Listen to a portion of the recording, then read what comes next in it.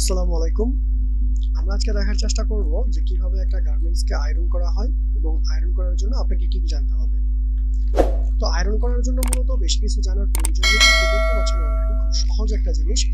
আর এটার যে main source সেটা হচ্ছে আপনাকে স্টিমটা দেওয়ার সময় অবশ্যই কিন্তু এর যে আপনার এই যে ভিতর থেকে যে আমাদের স্টিম গুলো বের হচ্ছে এগুলোকে কিন্তু অবশ্যই আপনাকে একটা মেইনটেন্সের ভিতরে রাখতে হবে, তাহলেই হবে। বেশি কিছু নেই এখানে, হ্যাঁ।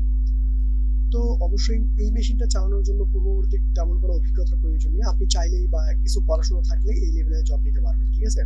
স্যালারি কিরকম হবে? স্যালারি হচ্ছে আপনার ফার্স্ট স্টেপও ধরতে পারে হচ্ছে 6 থেকে 8 হাজার টাকা আপনার ধরা বেতন হবে, এবং এখান থেকে আপনার ওভার টাইম ওটি সহ মিনিমাম 10,000 টাকার মতো আসবে। ওকে। তো আপনার মনের ভিতরে যদি কোনো প্রশ্ন থাকে তাহলে অবশ্যই একটা কমেন্টস করে যাবেন। অসংখ্য ধন্যবাদ সম্পূর্ণ ভিডিওটা মনোযোগ সহকারে দেখার জন্য।